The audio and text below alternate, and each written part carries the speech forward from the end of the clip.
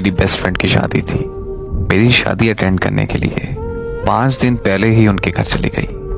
अभी मुझे वहां रहते हुए दूसरा दिन था।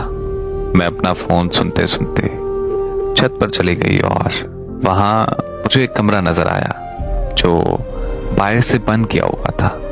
मैंने सोचा कि कमरे में बैठकर फोन सुन लेती हूँ, तो मैं कमरे को खोलकर अंदर चली गई। लेकिन जैसे ही मैंने कमरे की लाइट ऑन की तो मुझे एक भूत दिखाई दिया।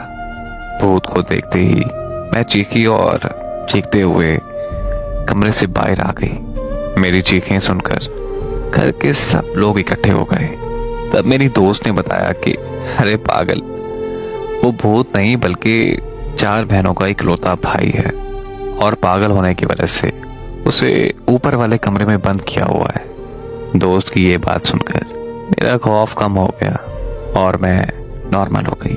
फिर उसी रात जब मैं सोने के लिए अपने बिस्तर पर लेटी तो उसी पागल लड़के का चेहरा बार बार मेरी आंखों के सामने आने लगा। बिखरे बाल, अजीब दाढ़ी, नम आंखें, फटे कपड़े और हाथ पांव जंजीरों से बंधे हुए। मुझे सारी रात नींद नहीं आई और सुबह होते ही मैंने अपनी दोस्त से उसके भाई के पागल होने की वजह पूछी। उसने जब मुझे वजह बताई तो मुझे बहुत दुख हुआ और हैरानगी भी।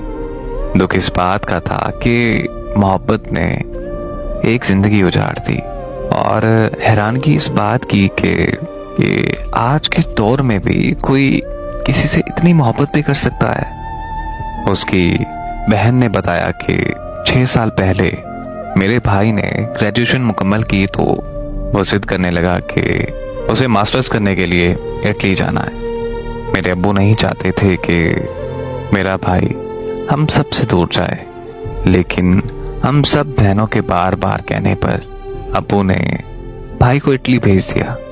हमें ये नहीं पता था कि हमारा भाई इटली पढ़ने नहीं बल्कि उस लड़की के लिए जा रहा है जो भाई को फेसबुक पर मिली थी और मेरा भाई उससे बेहद मोहब्बत करने लगा था। खैर, भाई 1 साल तक इटली में रहा और फिर किसी झगड़े की वजह से मेरे भाई को वहां सजा हो गई। सजा काटने के बाद मेरे भाई को पाकिस्तान डिपोर्ट कर दिया गया और यहाँ वापस आकर भाई किसी से भी कोई बात नहीं करता था। सारा दिन सारी रात शराब और सिगरेट पीता रहता था। हम सब बहनों ने भाई को समझाने की बहुत कोशिश की, लेकिन मेरा भाई हमारी कोई भी बात सुनने को तैयार नहीं था। मेरा भाई दिन ब दिन पागल होता गया और अपने आप को नुकसान पहुंचाने लगा। और एक दिन ऐसा आया जब मेरा भाई पूरी तरह पागल हो गया।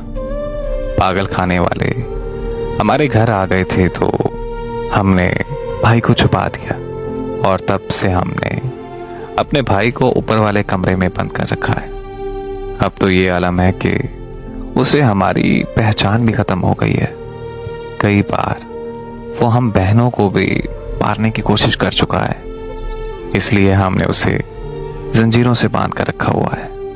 हमें ज्यादा नहीं पता, ना भाई ने हमें बताया कि आखिर इटली में ऐसा हुआ क्या था जो मेरे भाई ने अपनी जिंदगी पूरी तरह बर्बाद कर दी। बस उसके वहां के दोस्तों ने बताया कि भाई इटली में एक पाकिस्तानी लड़की से मोहब्बत करता था, लेकिन उस लड़की ने मेरे भाई के साथ धोखा किया, उससे बेवफाई की और मेरे भाई को छोड़कर किसी और से शादी कर ली। मैं अपनी दोस्त की भाई की कहानी सुनकर फूट फूट कर रोने लगी, क्योंकि वो इटली में रहने वाली पाकिस्तानी लड़की कोई और नहीं बल्कि मैं ही थी। मैंने अपनी दोस्त को सब कुछ सच सच बता दिया कि तुम्हारा भाई जिस लड़की के प्यार में पागल हुआ है वो लड़की कोई और नहीं बल्कि मैं हूं। और फिर मैंने अपनी दोस्त को पूरी कहानी बताई। आज से 10 साल पहले जब मेरी पूरी फैमिली पाकिस्तान से इटली शिफ्ट हो रहे थे तो तब मेरे घर वालों ने मेरी मंगनी मेरे कजन से कर दी, लेकिन वो मुझे बिल्कुल पसंद नहीं था। क्योंकि वो बहुत बदतमीज और एक नंबर का नशेड़ी लड़का था। लेकिन घर वालों के प्रेशर की वजह से तब मुझे मंगनी करनी ही पड़ी। फिर हम पूरी फैमिली इटली शिफ्ट हो गए। 3 साल बाद जब मेरे इटली के कागज बन गए तो मेरी फैमिली ने मेरी शादी की प्लानिंग शुरू कर दी, ताकि शादी के बाद मेरा कज़न भी इटली शिफ्ट हो सके। लेकिन मैंने शादी से साफ साफ इनकार कर दिया और बल्कि उससे अपनी मंगनी भी तोड़ दी।